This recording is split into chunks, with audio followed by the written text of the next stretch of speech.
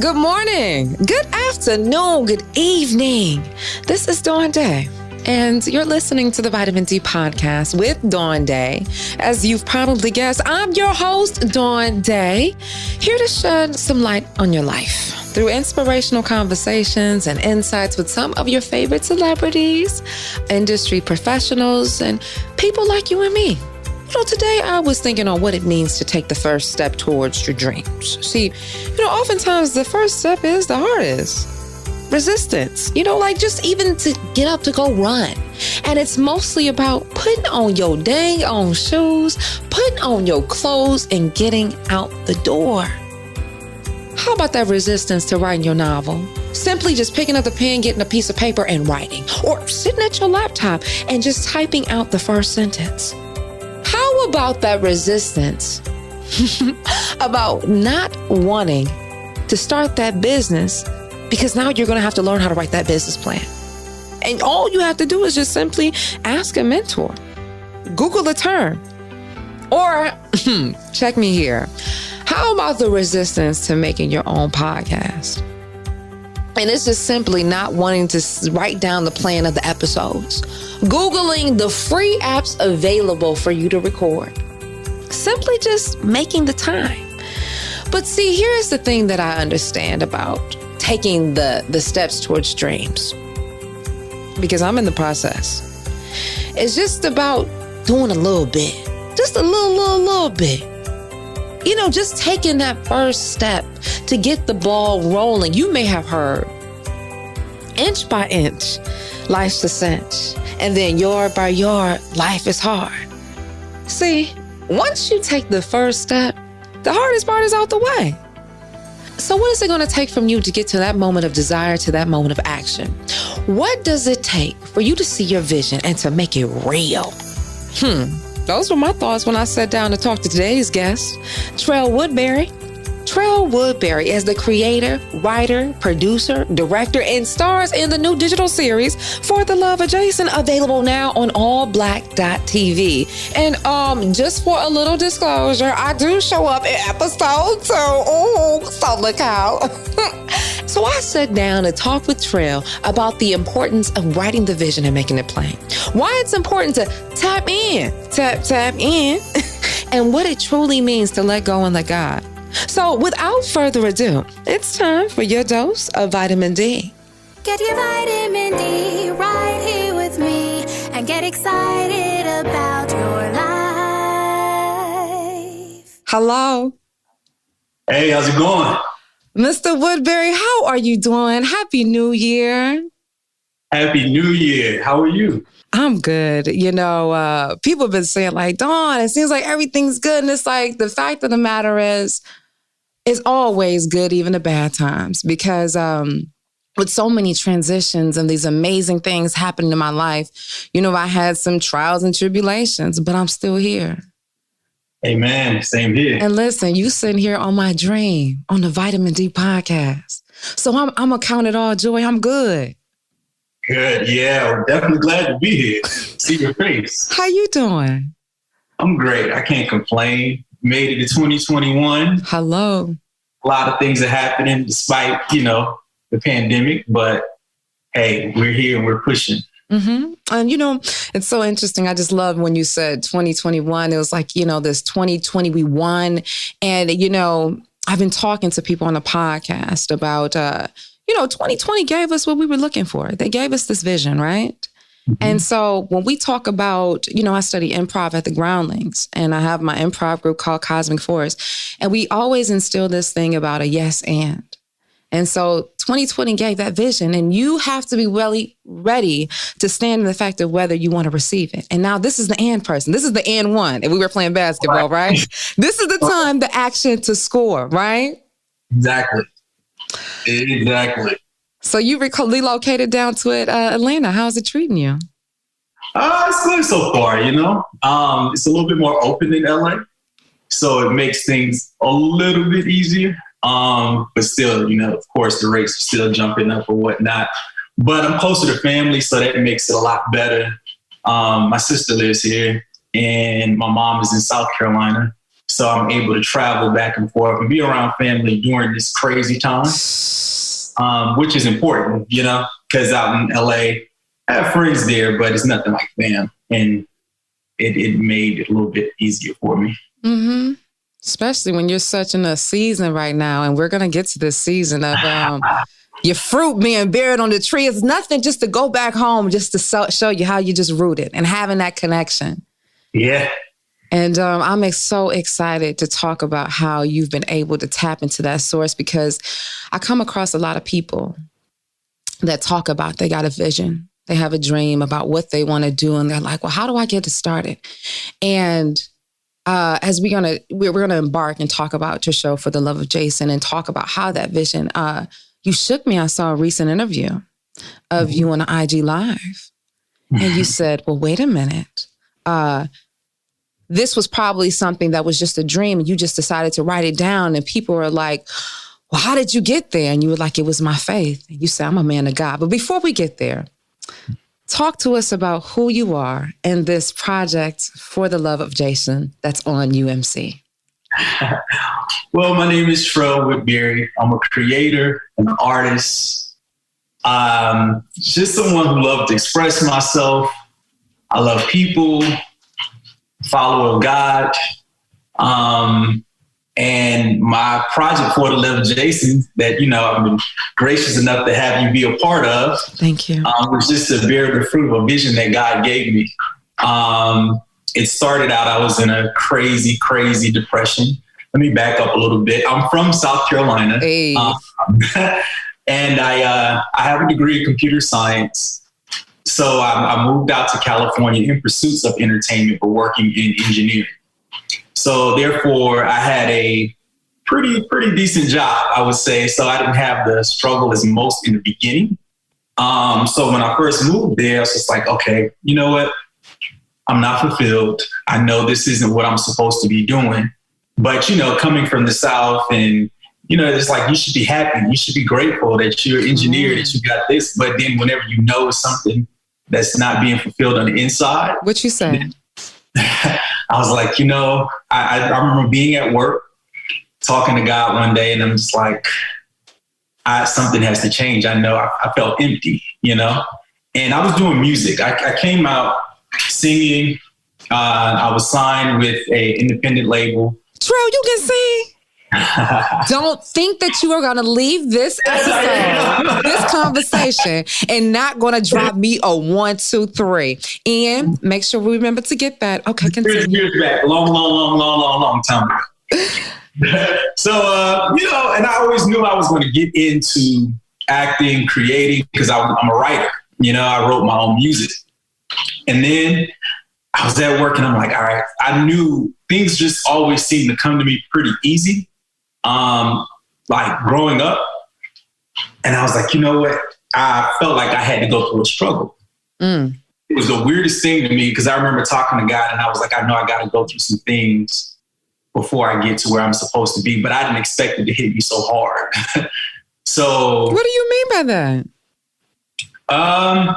Well, everything shifted. I got what I asked for. You know what I mean? I spoke to God and I was like, look, I'm not fulfilled. And I know I got to go through some stuff, you know, and then he took me through it. What did you go through, Trell? I ended up losing my job. I ended up just trying to hustle. And the thing was, before I really went full force in entertainment, things would just come to me. Like I would just get a gig here, a gig there. But when I decided to fully commit to it, I couldn't get nothing. So went from that, then I went through the struggle of trying to survive in LA with no money, whether I'm going to go back home, whether I'm going to stay here. So I just went through a real dark place, started losing friends, all the relationships. Of course, you know, in California, as long as everything's good, you got friends. But whenever you start going through a rough season, you start really finding out who's there for you. And I realized I was like, ooh, okay, this is an awakening. But what it did was it brought me closer to God and made my relationship with him stronger because I had to depend on him. Come on. And understand where everything comes from. Come on. So literally I had no one to turn to but him, like no family, nothing. So the relationship started going bad, like career was going bad.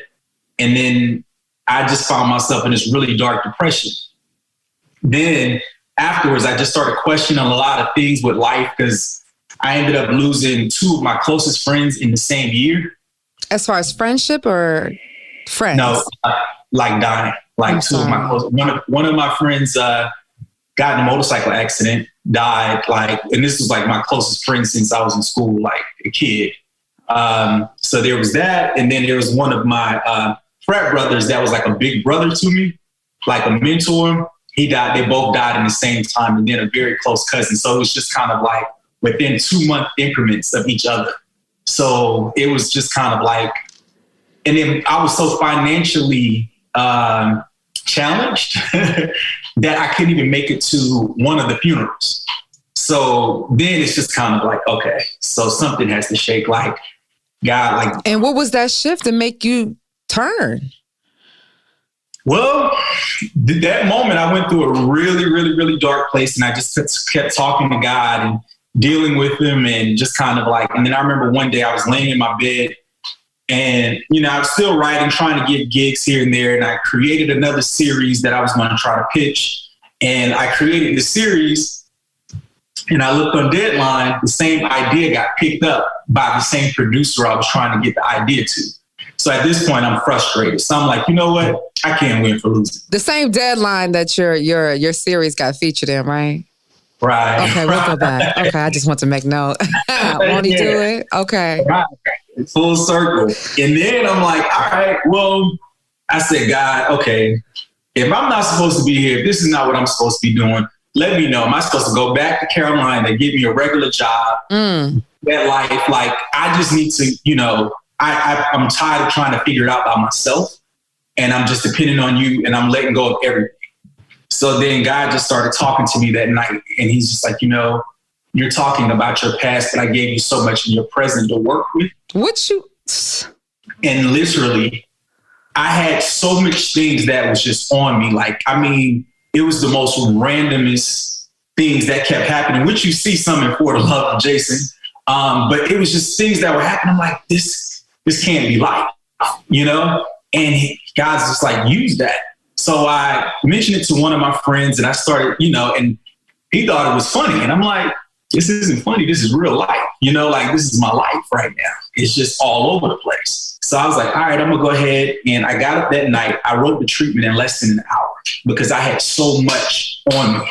Like, just all the things that I was going through, like in my relationship, in like my career, everything. So, you know, as you see in For the Love of Jason, it's just like everything is kind of like falling down on him at one time. And it's just pressure. And I just had so many things that was just stories that I had, like, you only seen a glimpse of it. You know what I mean? That I had that I just let out in this treatment. So after that, I was just like, okay, let me go ahead and push the project. And then I spoke to some people, and they were like, oh, you know what? That's a dope idea. I can get you a meeting with this network, that network. You know how to go. Well, wait, you got to tell us, what was the idea that you're fishing around? For now, that's where, before it was For the Love of Jason, the show was called The Man's Perspective. So, like, the thing is, and I guess it's a little segue. No one ever thinks about the thing that men go through, especially Black men. You know, we always looked at it like as an object, and never like, oh, we got feelings too. You know, we go through dark times. We need someone to have our backs. And it's a lot of pressure on us because we're expected to hold everything up. You know what I mean? I had that conversation with Anthony Hamilton. We talked about that because with his song Mercy, he said, you have to realize the pressure. Where can you turn where you can feel? And his song was such a combination of having strength and vulnerability. Right. You know, and one of my favorite singers, by the way. And yeah, it's just kind of like, I felt like no one understood me. And I just wanted to kind of like, I just got it out through writing. I was like, I'm gonna just put it out here.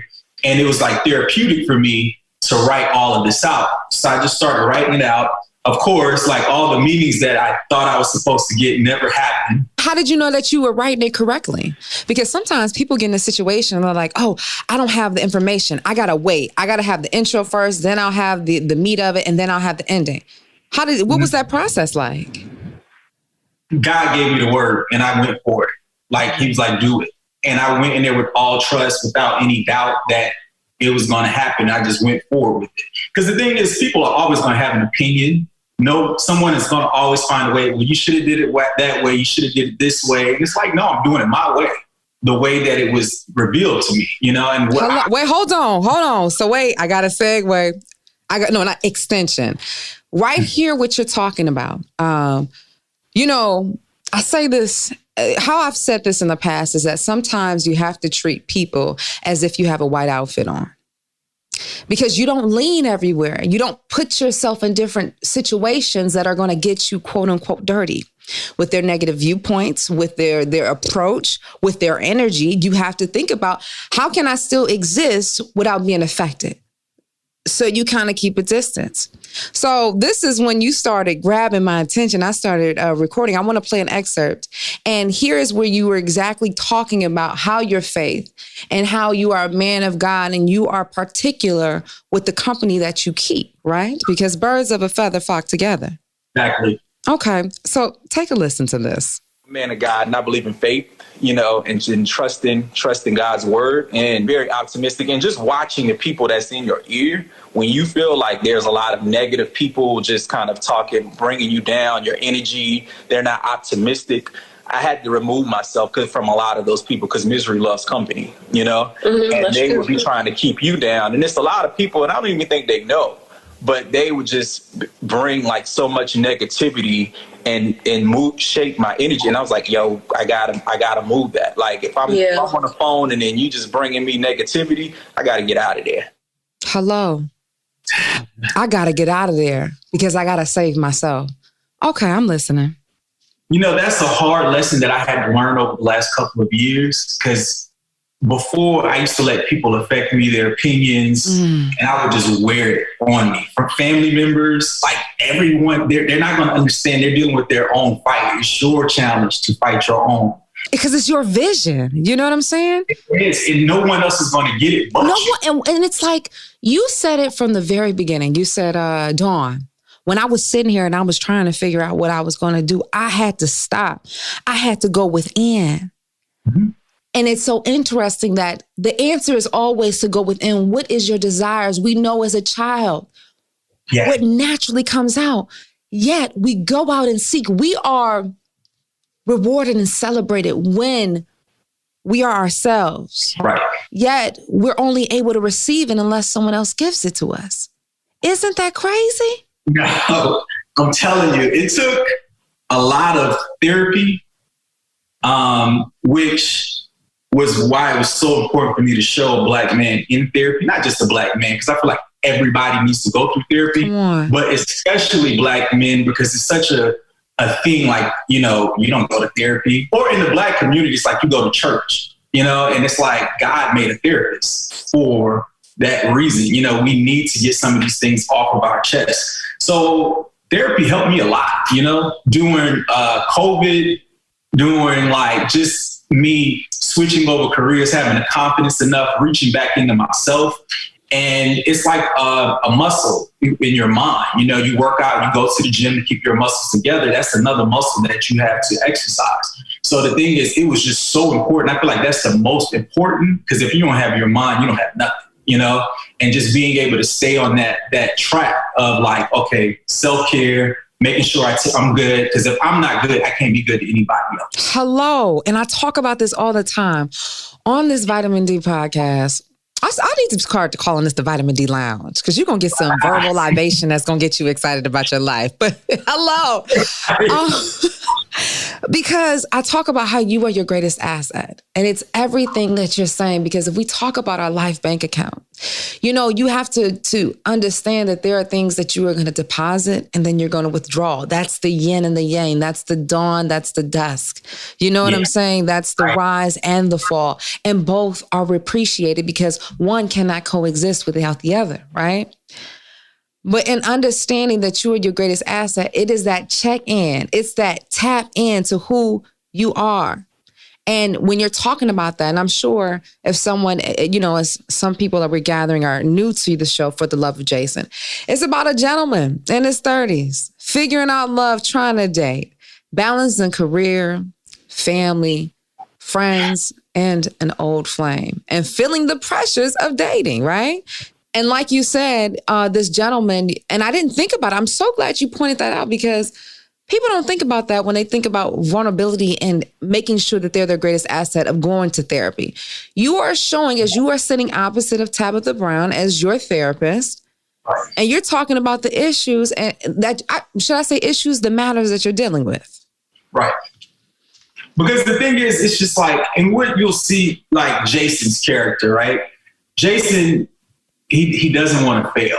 And a lot of times we get in our head, you know, and then we kind of like going in circles because we're just like, all right, I don't want to, you know, do this. And then he has that moment with Tabitha in the second session with her. And he was just like, I just had to end with his relationship. And it's not just on his relationship, it's with everything that he don't want to fail anyone.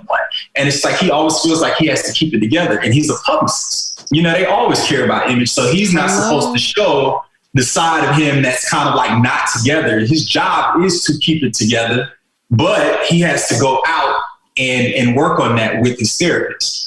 But, you know, it's just one of those things, you know, like I have a lot of friends, you know, that go through a lot of things and we talk about it and people would never believe the conversations that we have. And then like some of my female friends, they're like, they ask me when they're dating, like, what should I think? And they're like, I never would have thought about it like that. And I'm like, yeah, you know, and even like after the show, one of my friends was just like, you know, I have to go back and revisit some of my relationships because I probably approached it wrong. Like, because, you know, the things is we're just taught like certain things like about whenever there's a Black man being single at a certain time, it's always like, okay, what's wrong? Like, and with no kids, I'm not gonna tell. I'm not gonna front. I had somebody recently. I was talking to a family member and talking about a guy like he was in his 40s. It's like, what's wrong with him? He doesn't have any kids, and he's single. Mm-hmm. And the thing is, some of us develop late. Then there's that. You know what I'm saying? We never know what circumstance could bring the person to where they are. You know what I mean? But it's just like you have to look at every situation uniquely. But if you just generalize everyone together, then you might be missing out on your mate. Just one, you know? And then you see Jason going back and forth, and I'm so excited. I just love how this project just came together. Even how, you know, we had our introduction on Zoom, but I feel like we connected after I had shot on my first day, and it was like we just had this, whatever that was. It was like, okay, I don't know what happened, but that was supposed to happen. But it's amazing when I think of Sade and I look at Deshaun and you know, working with them at A. Smith before, and I look at Kalila, who I was in a play years ago, and sticking to that vision, and like how you're saying these naysayers, how you're saying everything is opposed. I'm so grateful that you stuck with it. And just to go back on a little bit, like keeping that energy and everything around. I remember Deshaun and I have been friends since I moved to Los Angeles, and I remember like just being in the trenches, and we were talking one day.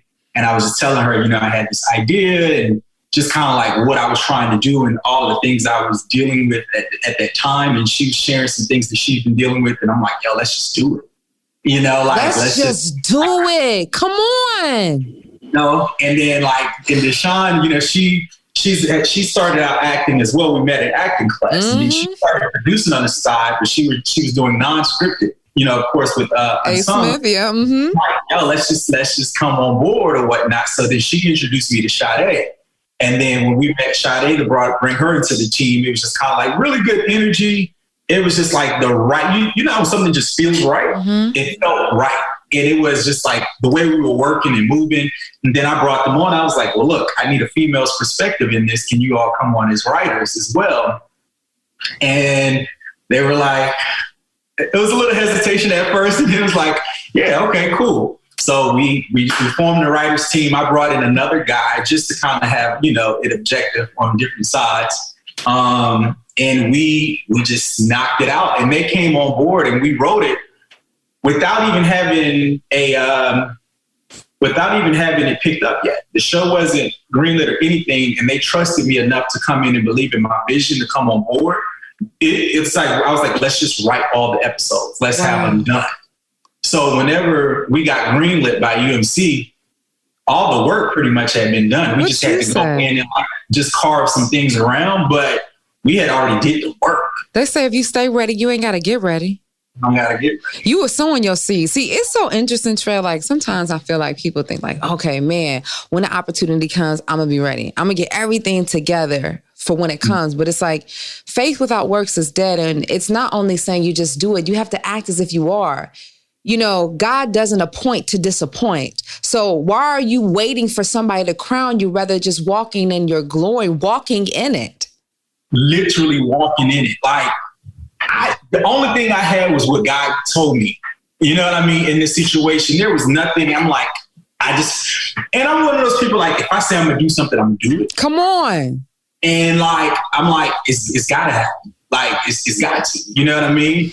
And I was just fortunate enough to have the team I had to come on board, and we just went at it, and the doors just opened. And I remember went through a little moment of doubt for a second, because I was like, damn, I done brought them on, like, and we don't work in the script, and now like no doors open in the shop. And then the door opened, and next thing you know. Wait, why didn't you give up? When you felt like your door was not about to open, what made you keep going? Trust, faith. And I just knew that God, everything, God didn't put me in this position for no reason, you know? And things were revealed to me a while back. And like, you better testify. You better tell us what happened. There's somebody out here who's looking for this message. What happened? There are plenty of people that just stop. Why didn't you stop? Because I trusted his word and his promise. What was the vision that came to you? That I was going to open doors for others. I was going to be a creator. I could mentally see it. Really? What did it look? How? You like, people always talk about the vision. Did you see it? Did you hear it? To go a little bit deeper, I always help. I have a lot of friends in the industry, and I've always helped with projects. And when I would help them with stuff, I knew, like, I was like, some people just don't get it. And it just came to me effortlessly, you know? And I'm just like, okay, but the opportunity never opened up. It just didn't seem right. And I just felt like I was always being looked over, but God kept saying, you know how I operate in your life. Come on. And literally, he just kept, like, anytime I would feel like giving up, he would just slip in a reminder. And I would always follow him and search him and look for him to come to me and talk to me in some way or form. And he always did. And I remember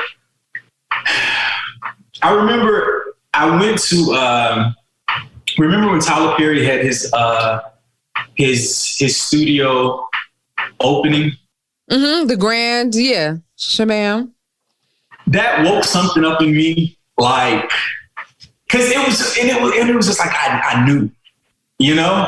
Like, and then it was just trying to get self, but I knew what I was capable of. And it was almost like me being scared of myself. Come on. And then it was just like, at that moment, I was like, nigga, go. Just do it. That's that thing when people talk about being afraid to be great. Like people, like a friend, like we can ask for these things we want out of life, right? Mm-hmm. Then there's this thing of procrastination, because it's not like you're not expecting it, but you said something earlier is about what happens when you get everything you ask for, having the capacity to hold it. Because sometimes we want it, but you really ready to G up and hold it? Right. And then when it comes, you got to be ready to go through that battle. You know what I mean? Because I went through, my depression was so long, and no one knew I was depressed because I have a good poker face. How do you know you were depressed? From 2011, 12, and I would say up until like 2018. How did you know? I just knew I wasn't right. Like, I felt like I was just existing for a while. Like I was in such a dark place. I started like secluding myself from people, it's just kind of like I went through the wilderness, and like through that, it made me come closer to God, because the minute I would like open myself up to a situation, I would get hit with something else. You know what I mean? And it's just kind of like, then I just started like creating this shell around me, you know? And during that time, I'm like, okay, this can't be it. And then just started talking to God, dealing with him. And for a while, I'm not even gonna lie to you, I was just kind of like, why am I even here? You know? And it's all of a sudden, like, he's just like, okay, now it's time. You know? And when that light switched on. Wait, say it again. When the what? When that light switched on. Okay. I was in the dark. I was in the dark for a very, very long time. I mean, and then all of a sudden, he just came to me and talked to me. And then when he talked to me, that night, literally, when I got up and I started writing that treatment, everything just started releasing out of me, because I had became to the place of frustration.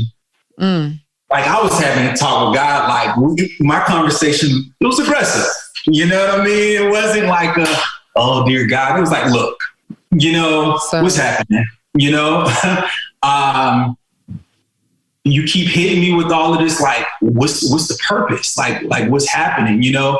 And certain things that I felt should have happened, he kind of let me know later on. You know how you're going through it, you can't see it until later on. It's like that door wasn't supposed to open. Well, it's supposed to be yours, so don't force it to be open like that. But you don't know when you're going through it, because you just like, you looking for that break. You just thinking like, okay, but it's just always having that underlining trust and faith in God that it's going to happen in the way that it's supposed to happen. Come on. I wanted, like, certain people. I have a lot of people that's close, that's very successful around me, you know? And I couldn't understand for the life of me, like, why can't I get put on? Because you can't force the spark that's supposed to light up your life. Well, then also, he don't want anyone coming in and taking his credit. Hello. Because the way that it came into play, how everything happened, it was nothing but God. There's no way. Like, when people look at certain things, everyone thinks you have to go through this step, that step, that step, that step to get to this one place. And that's not it. Like, whenever he works in a way when you like, that's nothing but God. What you say?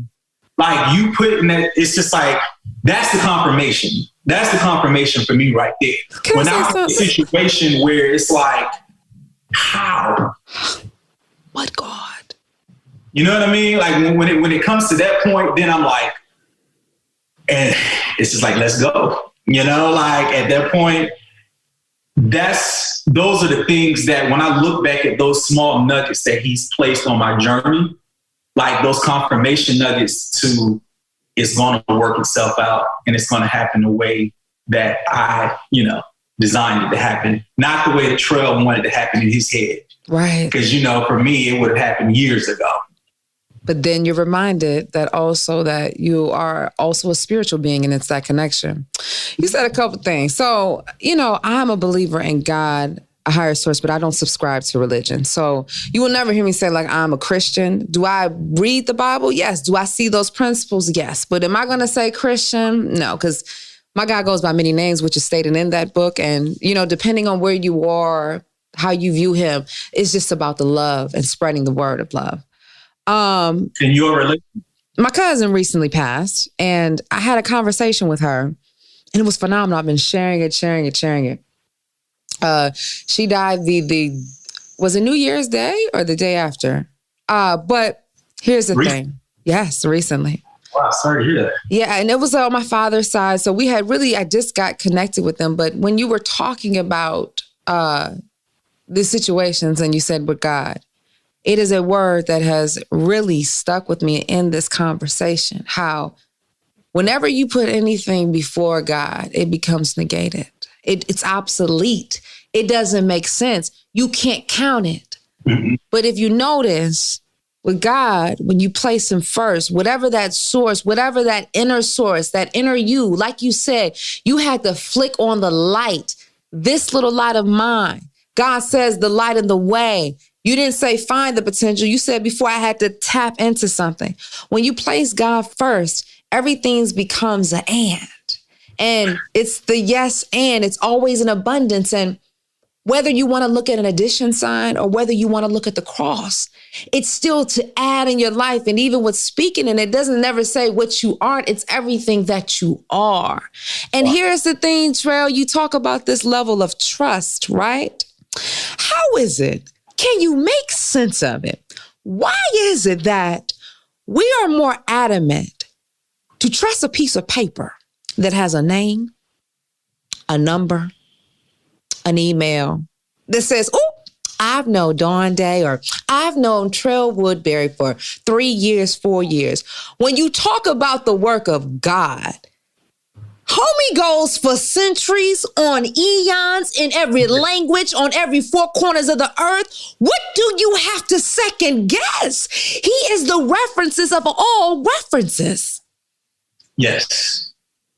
And when you get to that place of submitting, what? Everything comes together. Like when you surrender and turn it all over, because I literally had to get to the place where I was like, God, I'm tired. Like, I'm tired of trying to figure it out.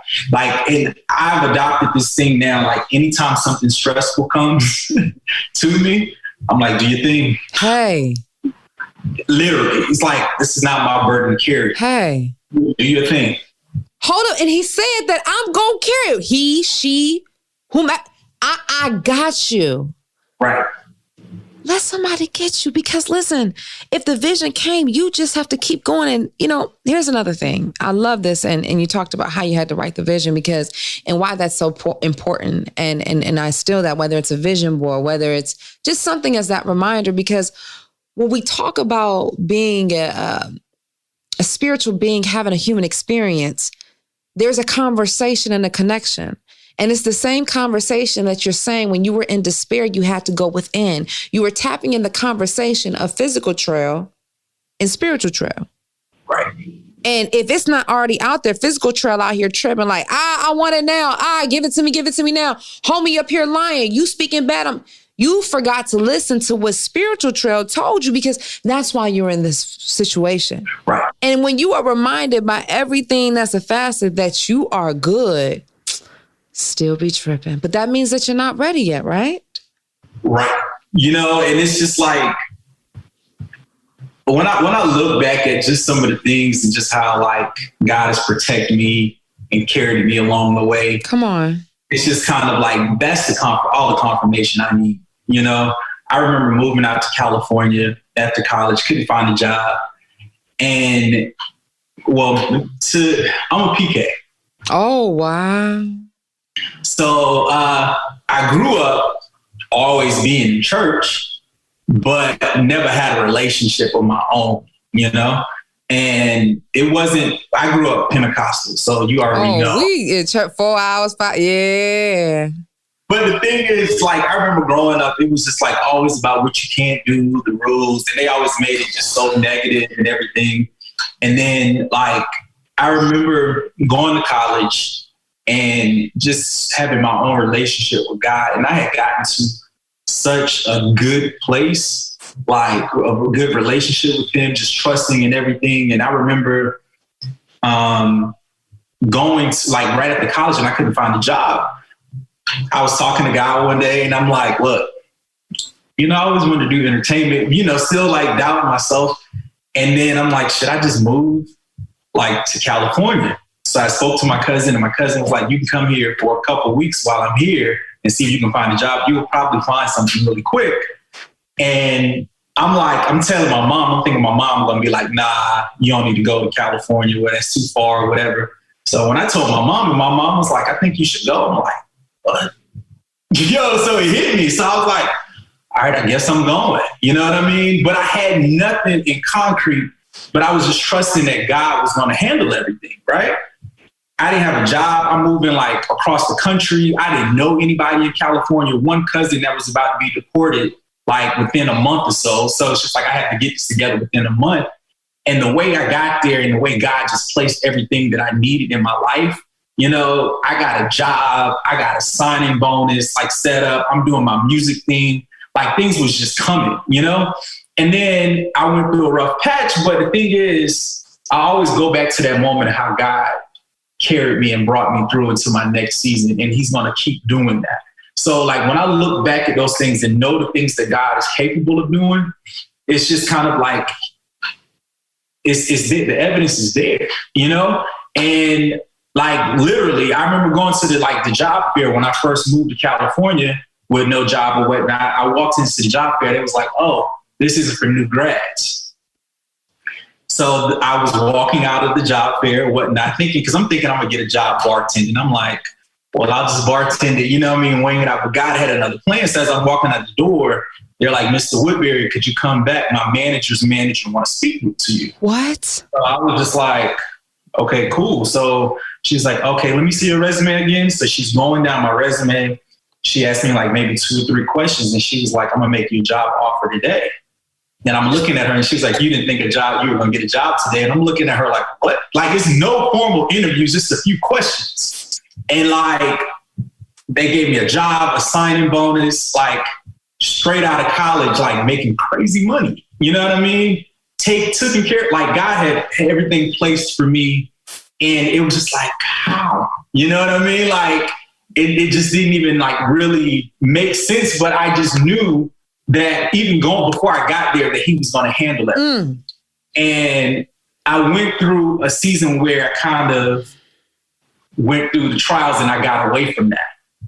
So when I got away from that, that's when that wilderness came. And it was like when I went back through that whole, because I felt like it was just to make me stronger. I had to go through things to make me be able to adapt to, you know, what was designed for me. Right. Can you really hold it? See, wait a minute. Hold on. Here's the thing. When you think about it and they say like, you know, the potter's house, right? Mm-hmm. And we ask God to mold us, right? Because even as a being, do you understand that the mold is going to take pressure? You're going to be spinning in circles and confusion, but you got to know that you're rooted.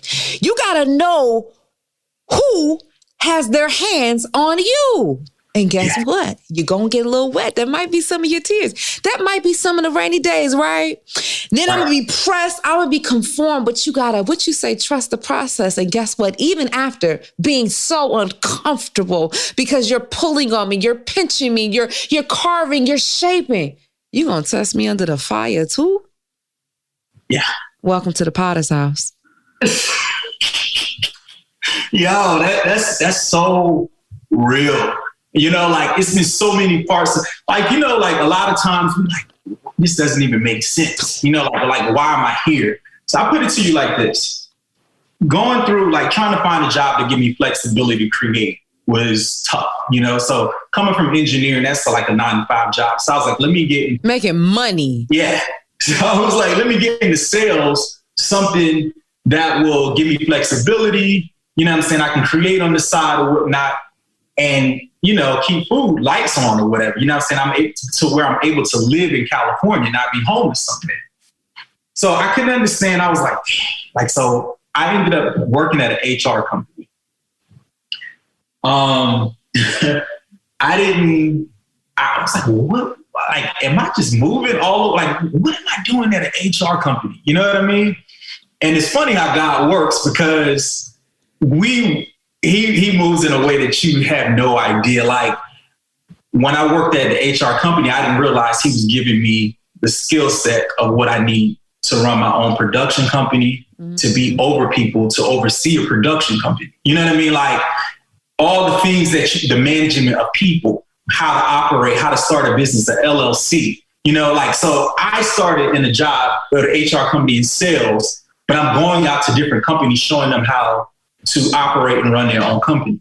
Come on. Then it's just like, okay, it changed my mindset. It's like, look, you need to be in charge. You know what I mean? And then it's this lady, and I don't really, you know, people always like, I got a prophetic word for you. I'll be looking like, yeah. Right. Normal. Like I'll be waiting on you to say something that's kind of like a little left. So I'm like, yeah, that negates everything else that you said. And she prophesied to me that I was going to create opportunities and jobs for many people. Wow. she didn't know when I went in to see her, because she's like she's a life coach. But like, so she didn't know when I went in to see her what I did or anything. So she just started talking, and she just started speaking some things to me that there's no way that, you know what I mean? And I'm like, yeah. So, and it was just crazy because my discernment is on point. Like, it's on point. How did you do? Okay. And like, when I went to see her, I knew that, like, because I was like, okay, I felt in my gut I needed to go see somebody, just like to get that shift, you know? And she starts talking to me, and she just starts saying stuff that only, like, there's no way that she would even know, you know? And then at first I'm still like testing everything she says to me. I'm like, yeah, okay, you could that could fit for anybody. That's just generic.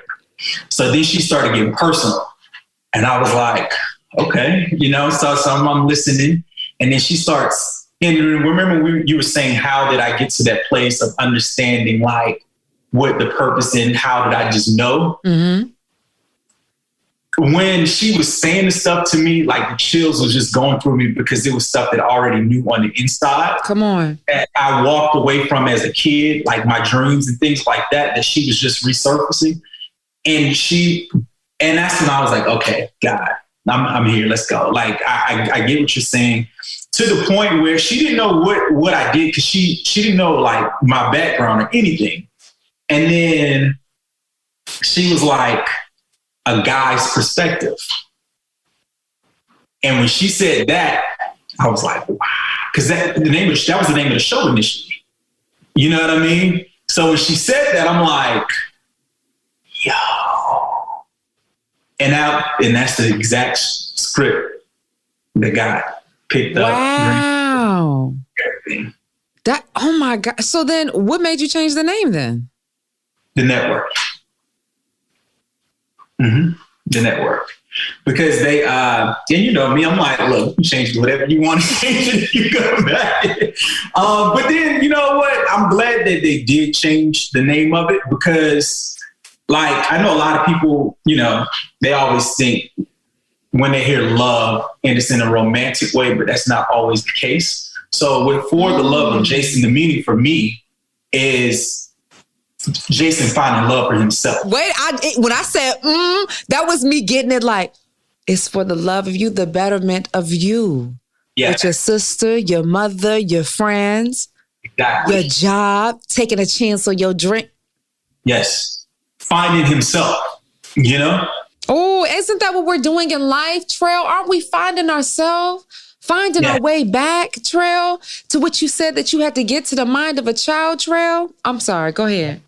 Yeah, and that's the thing. So whenever, like at first when they brought the name, I was like, and then when I thought about it, I was like, yeah.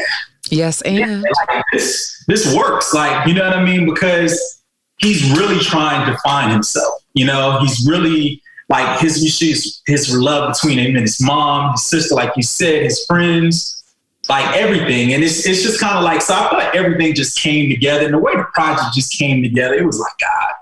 Like, you know, just how, and you experienced it with us, just the energy that we had, like the connections on set, how everyone just got together in jail. Mm-hmm. And I think like the pandemic made it even more dope experience, because everyone was so bottled up, was so happy to be around people again.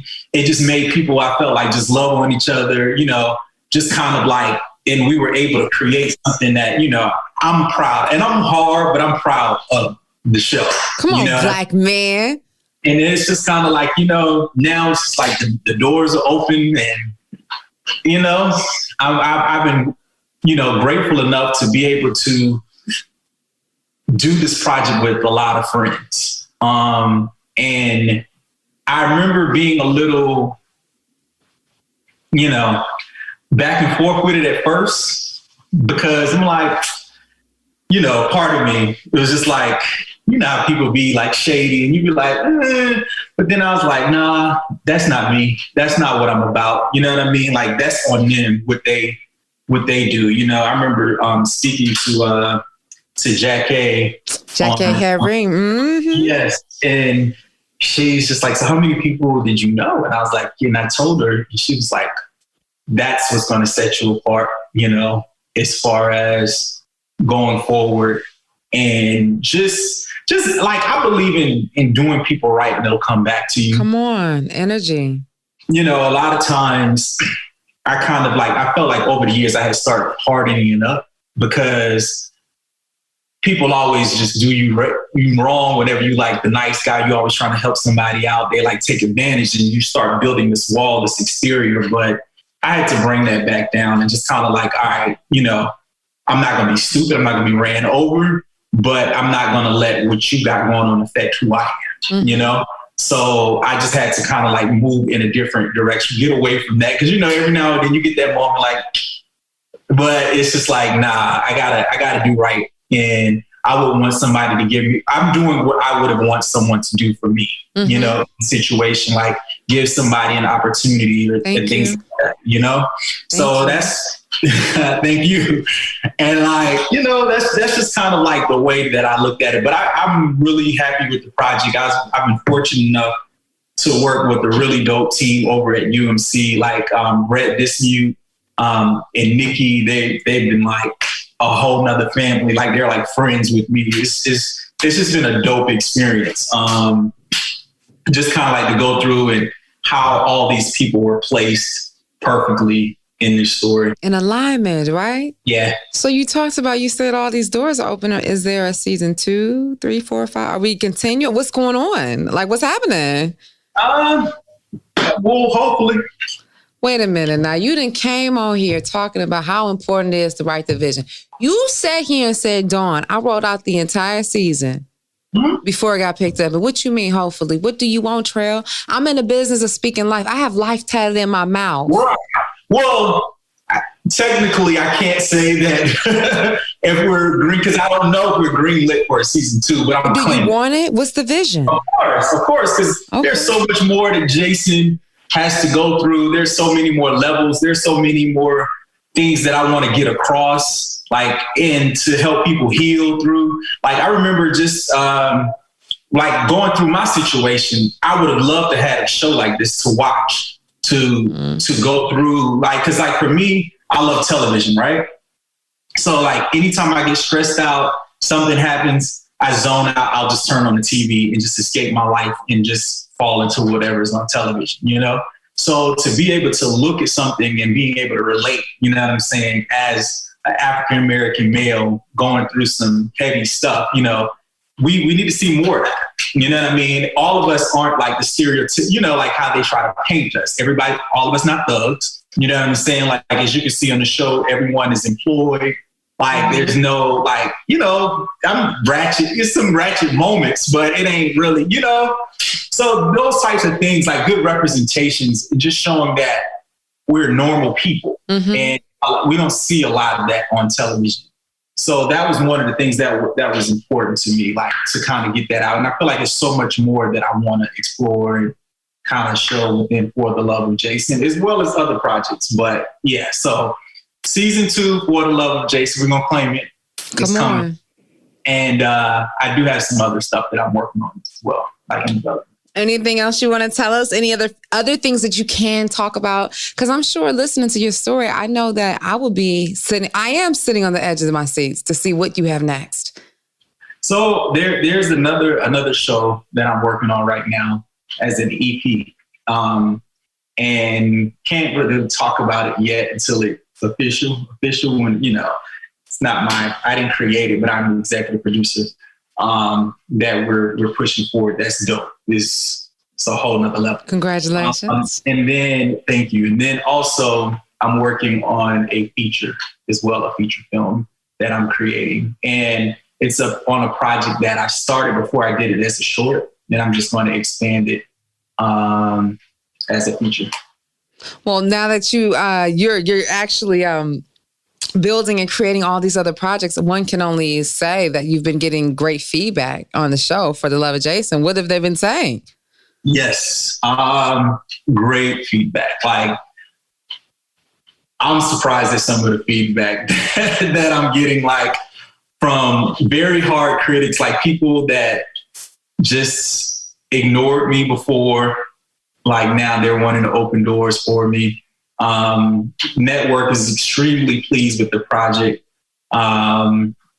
It's been received well. Like I've been getting a lot of messages in my inbox, people really tied into the story with their opinions, which, you know, it is what it is. Man, you got me when you and Carmen, when y'all had a conversation. Yeah, some moments. It's some moments in there. I felt her. I heard you, and I was like, man, I want to be mad at you. Then I was looking at her sideways, and I'm like, but listen. Right. Because the thing is, in relationships, sometimes we only can see what we're going through and not the other person. So I feel like if you can show that perspective, you know, like my thing is, I always want to know why. Like, you know, like when someone responds or act out in a way, what made this person get to that? So like in the future seasons, we're going to dig deeper into the backgrounds of what made Jason so like indecisive and what made him so, you know what I mean? And what made Brian, you know, kind of deal the way he deal. And we kind of touched on a little bit with his relationship. I don't know what his deal is. Because I got confused. At first I thought it was an error. Then I was like, oh my gosh. And then at the end I was like, wait a minute. Well, the thing is, we touched on a little bit. I don't know if you picked it up, but like I did. I heard it. His mom issues, you know, like things like that. Because how we deal in relationships, and this is probably a whole new project, but how we deal in relationships deals so much with our childhood and how we were brought up. And we're just like grown kids trying to really handle all those issues we had from a kid. You know, like, and it's just like for me going to therapy, it took me a lot to realize what made me move the way that I move. You know what I mean? Like in relationships. And I'm like, yo, why am I so like unattached and things like that? Like what, but it's rooted from my childhood. You know what I mean? So like those reasons why it kind of it makes you a little bit more empathetic on the person opposed to judging them. You know what I mean? Like, okay, like, so opposed to just being upset with the response and the you know, the aftermath, what made this person get there? Like, cause that's somebody hurting and they're just acting out. Come on. Yes. You know, so it's just kind of like, that's the other part, like of the therapy going in. And a lot of times you can't go to a parent or a family member because they're probably part of the reason why you're the way that you are anyway. You know, I want to go to therapy. I've thought about it. My mother died, like it'll be, what is it? Is this 2021? So it'll be 8 years. Wait, what is it? She died in 2012. So it'll be 9 years, you know? And I think even without some process, one, understanding who I am and just as I'm developing as this woman, because I'm approaching the age where I met her, meaning when she gave birth to me, but then also of not fully understanding if I went through the grieving process. And like you said, like putting it on screen, I think it was so important because a lot of people don't realize why it's important to talk it out. And for you to sit here and testify to say, yo, when I went to therapy and I realized a lot of the things that happened to me in my younger years is why I am who I am. Kudos to you. It's so real. Like it's the most, and a good therapist too, because you can go to a therapist and it might not be the right person for you. So I say like, whenever you go, if it doesn't feel right, then just try out a couple, but like, and be open to the process. What's the process? Like go up there and look and then go. I don't know. No, I said it in a funny way, but you know, I don't know how you look for a therapist. Well, you can ask for a reference, or you can just kind of like go through your insurance carrier and whatnot, see, you know, who. And I found a therapist and a life coach. The life coach was referred by a friend who I trust.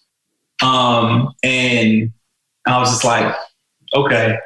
And then I'm a little iffy, like going to a life coach who's dealing with some other friend. Cause I'm like, is that too close or whatever? But yeah, but it was cool. It was totally cool. And, you know, the situation was definitely unique, but I just think that, you know, that therapy is so important. You know, like I felt like I wish I would have done it a long time ago and I would have probably been a lot further ahead. just things. And I've always bought into, Black people don't go to therapy, that whole situation. And like you said, like the whole grieving process, that's interesting because my father passed back in 1998. And I remember going to therapy and I had never properly grieved. And I never had closure with my father. And it was a lot. It was a lot packed into that. You know what I mean? So whenever I opened it up, I remember when I walked out of that office, and it was the life coach, I would say more so in that situation, I felt like somebody just took a 10-ton stone off of me. Like, because I was carrying so much that I had no clue. I just didn't know because I was so adapted to just rolling with the punches and not really like, oh, I'm good.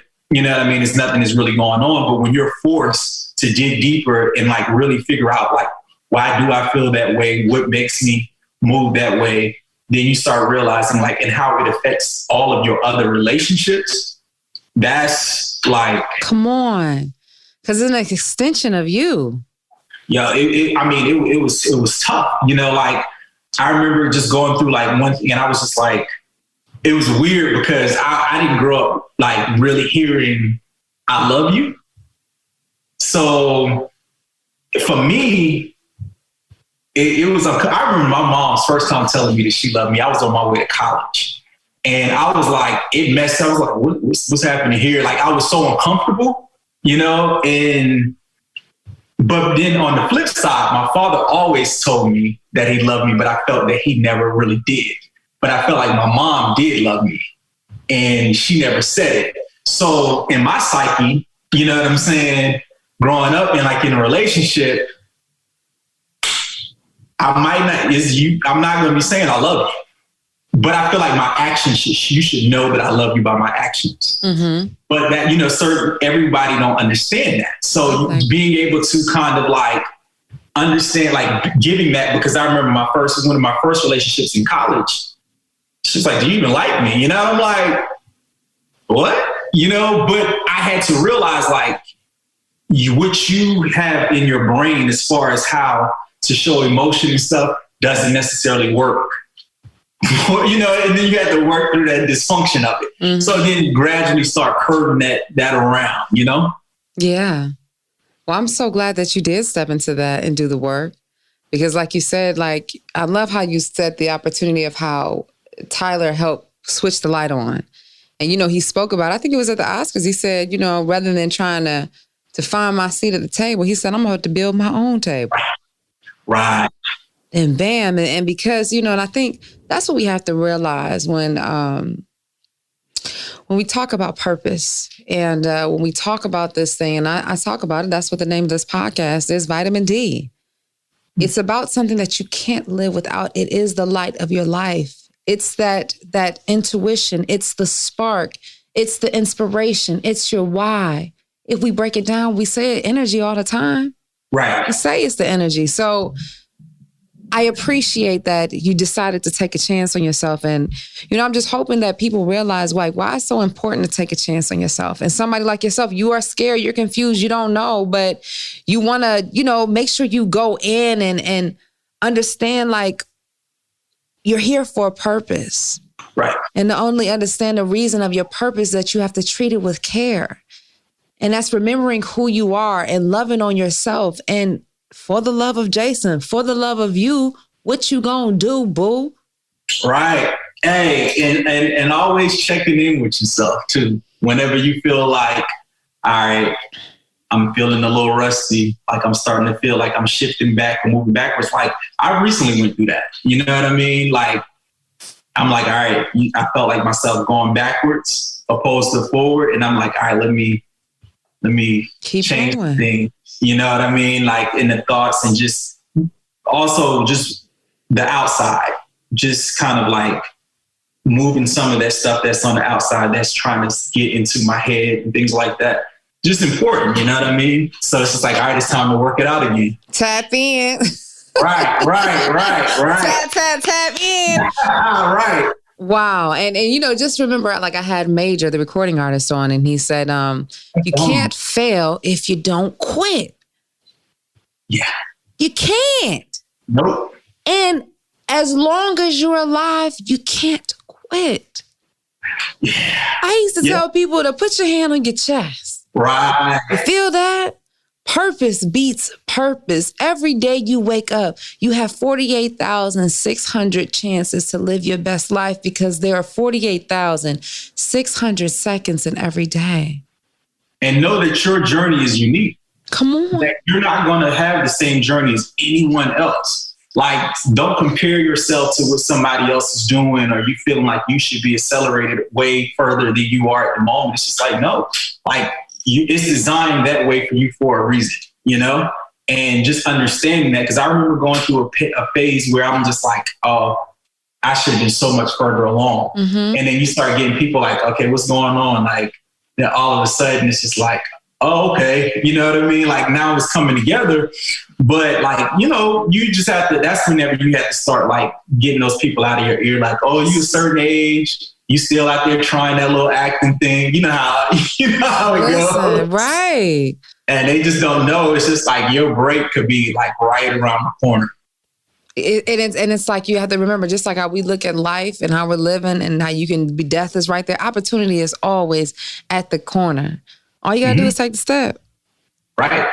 Hey, that's true. If somebody want to follow you and they want to keep up, tell us what we can watch for the love of Jason, where we can find you on social media.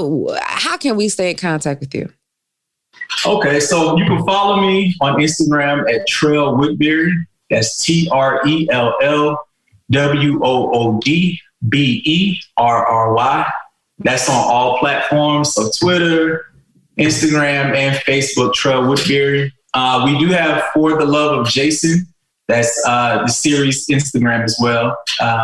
FTLOJ series on Instagram. And then you can watch For the Love of Jason on UMC, watch UMC. And then as of, I think, next week, it'll be called ALLBLK.